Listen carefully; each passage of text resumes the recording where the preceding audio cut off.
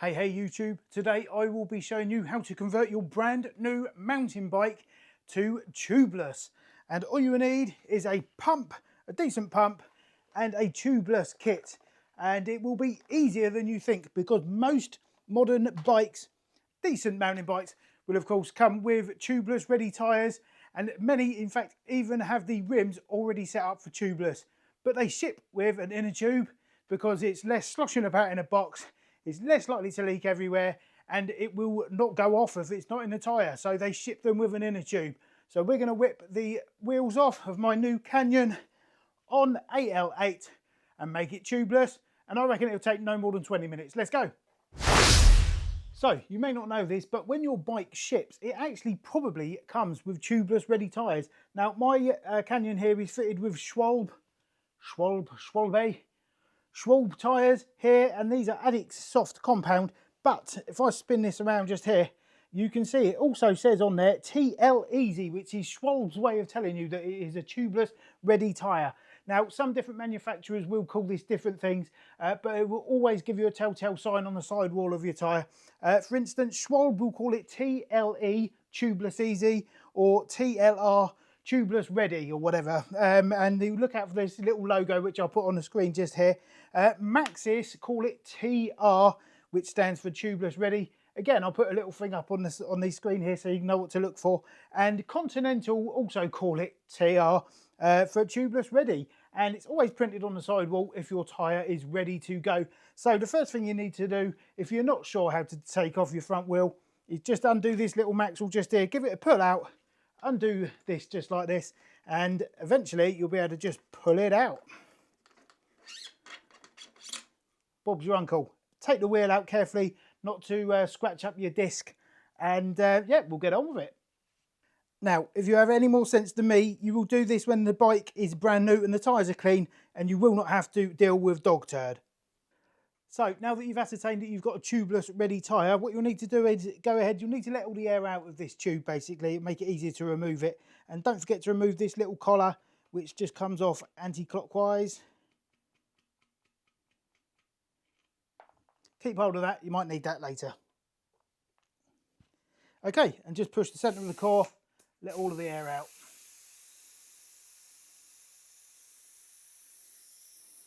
It will smell like Japanese fish stocks.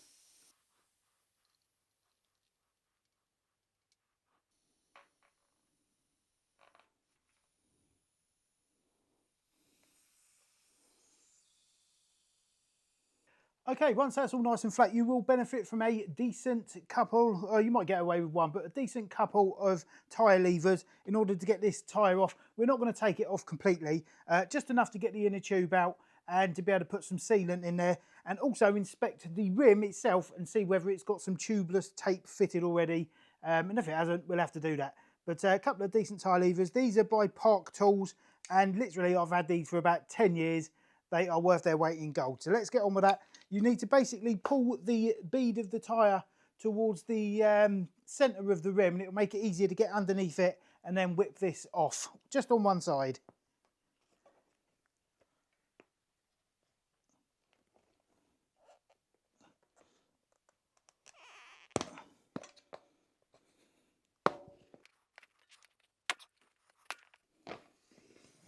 And once it starts going, it's well easy.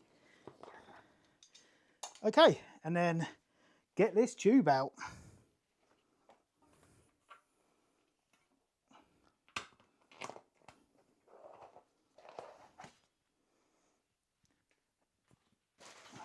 Okay, so now that we've gained access to the inside of the rim, we can see here that this has got a tape already applied. This is the tubeless tape, which basically stops the sealant leaking out through the spoke holes and any join you might have in the rim. This joint, I did notice this rim has got a join in it. I'm pretty sure they all do anyway. And it just stops the sealant basically leaking out through the spoke holes. So good news is that's got it fitted. If it doesn't have it fitted, I use a muc-off sealant kit because I've had good use out of them before. Never had an issue with them. They just work. So this is the muc-off rim tape. It's just like a very strong sellotape, and you put it all the way around the inside of the rim, and make sure it is all sealed. And job is a good. And I don't need that because it's done already, so I shall save that for a future project. Okay, so the muc-off tubeless tyre kit will come with 2 new valves, which you will need. Basically, because we've taken the inner tube out, there is no longer a valve. So we need to bung one of these in place. And it is a special inner tube valve. This is a Presta valve. And basically, it's got this like little head on the end, which is inside the tyre, which allows like air to disperse quickly and allow you to pump up the tyre, because you will need a lot of air to get this pumped up, but we'll cover that later. Also, the kit comes with 2 of these little pouches of mountain bike tubeless sealant. And as I say, I've been using this for years and it's fantastic stuff. And a couple of extra little rubber bungs just here, basically, so you can get a really good seal inside where the Presta valve meets the inside rim of your wheel. Right, let's see which one of these is going to fit best. Okay, so this is the inside of the rim just here with the tyre on, just stretched over so I can gain access to the hole just there. And what you need to do, you need to grab your little valve just here and basically take off the outer cap. And there's like a securing bolt or cap as well, which screws down onto to the rim to hold it secure. And also a little rubber bung which goes underneath that. So we'll take all of that off and we'll stick this in this hole here.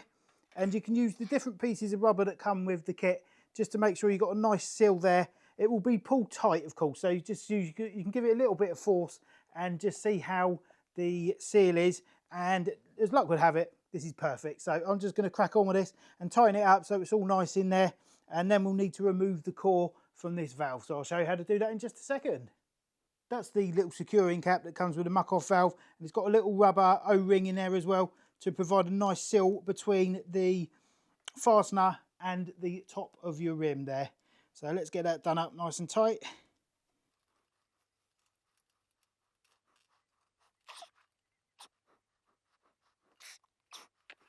Okay, now we've got the valve nice and secure in the rim just there.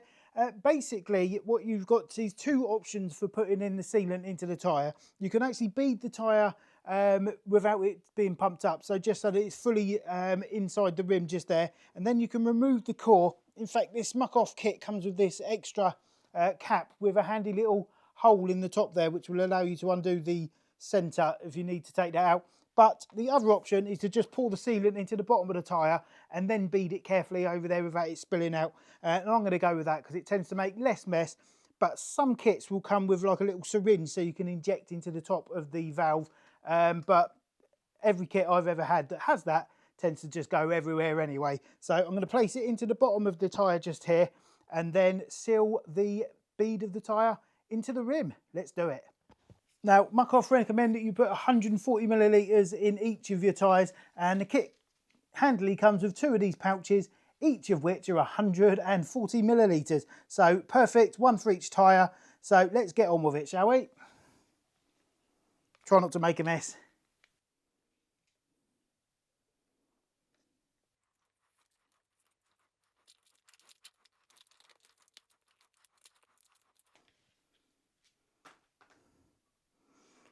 Right, and as you can see, it just looks like you've put a strawberry yoghurt inside your tyre. So now what we need to do is bead the tyre back onto the rim and try and not to make any mess.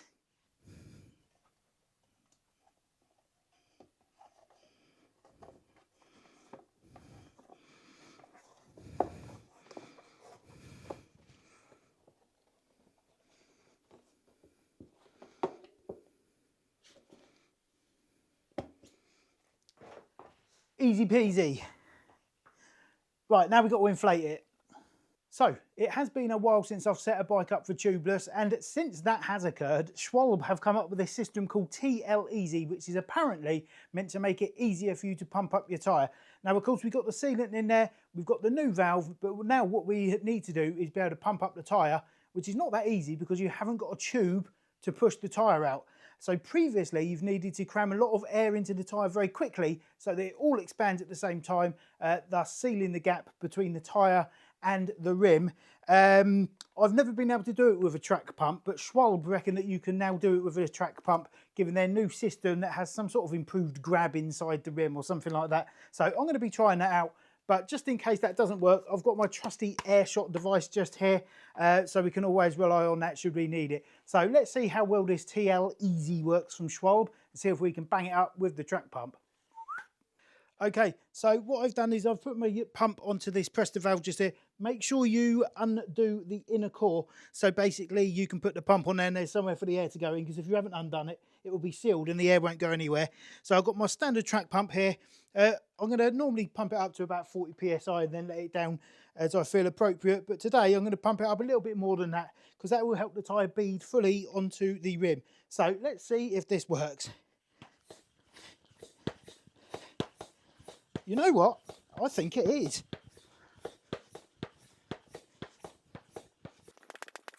You might hear some popping whilst the tyre bead pops in the rim. That's quite normal.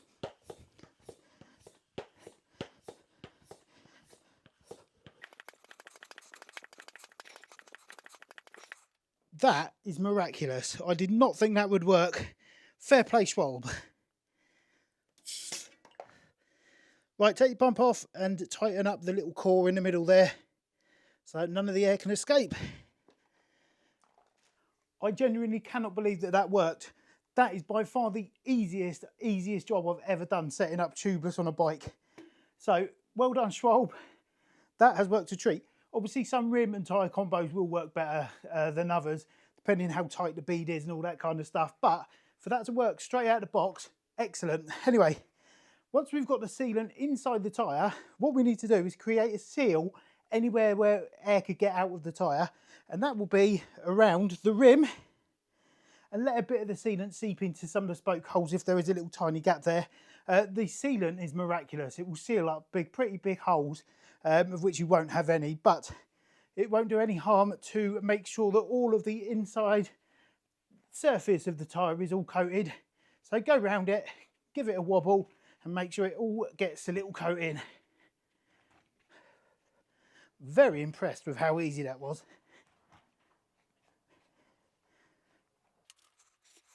Okay, once you've done it all that side, flip the tyre over, do the same.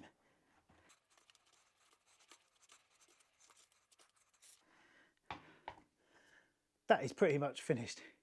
So once you've done that, don't forget to bang on your little dust cap onto the valve just here. I'm going to go with this one that's got the tool for getting the inner core out. In case I need it on the trail, it is way better than trying to use your cold fingers, if that's even possible. Excellent, that is the front wheel done. We'll put that back in the bike and then crack on with the rear, and then it will be finished. Much quicker than it has previously been. That is great. Before I get going on the rear wheel, I'm just going to go around the bead and clean up some of the sealant which I sloshed onto a bit of the rim, and make it so it looks all nice. You want the seal to be on the inside, not the outside. Also, a mountain bike handlebar makes a great toilet roll dispenser. Okay, before we get going on the rear wheel just here, it's a good time for me to point out that your rear mech might have this little clutch mechanism just here. Okay, there's a little lever which you can pull forward and backwards, depending on your rear derailleur. Obviously, more expensive bikes are more likely to have this. Okay, but some cheaper bikes will have it too. And basically, what this does is it creates tension in the chain. So when you're using the bike, you'd have it pushed back, and it keeps tension in the chain. It's more or less likely to come off of the chain ring, etc. So do make sure that is in the slack position before you try and take this rear wheel out. Okay. So then what we need to do is we need to change down to the lowest gear and make sure this chain is on the smallest socket. It will just make it easier. Let me adjust that up a little bit. It will make it easier when this chain is on this smallest sprocket to basically get the wheel back in when we need to. Okay, so let's go ahead and do that now. Give it a little pedal. There you go, lovely. Right, I'm going to flip round and show you how to take the back wheel out. Okay, on the left-hand side of the bike, you will find the way to remove the rear wheel. Now, any bike that I've previously had has had a skewer with a handle on it, similar to what I just did on the front wheel earlier when I started. But this being a Canyon has got a different setup, but it's telling me to pull it. So if I pull this, it does provide a lever so that I can then undo this bolt in an anti-clockwise manner. Quite difficult with one hand. And that will allow me to remove the rear wheel. So let's go ahead, and I need to support the wheel with my other hand, so I'm going to have to put the camera down for a second. But this will pull all the way out, and then we can lower the wheel out of the frame past this rear mech just here, making sure that we clear this piece and it doesn't get all mangled up in all that sort of stuff, okay? So I'll try and show you how to do that as best I can. Okay, now I have completely taken the skewer out. I'm having to hold the wheel up with my hand, otherwise it wants to drop down. And what we need to do is clear it past this mech just here. You can see this sprocket needs to go past this one on the mech. So you need to pull that down, lever this downwards, and you can put it towards the rear of the bike and it will create space for the wheel to drop out of the frame. I do need 2 hands for this.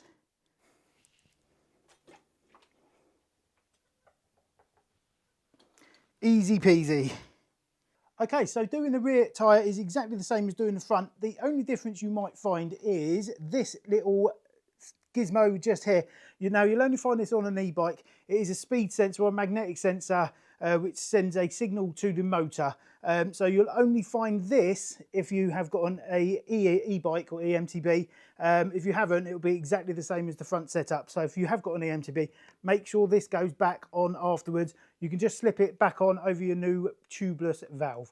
I'm going to do a little time lapse of me doing this one and see how long it takes. I reckon 5 minutes.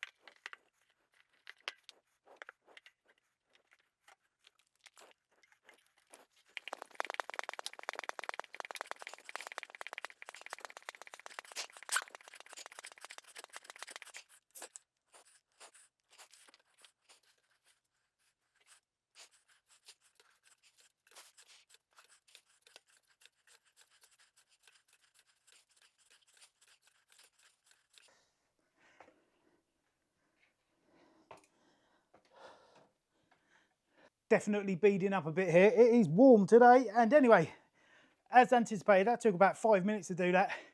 The hardest bit definitely was pumping it up.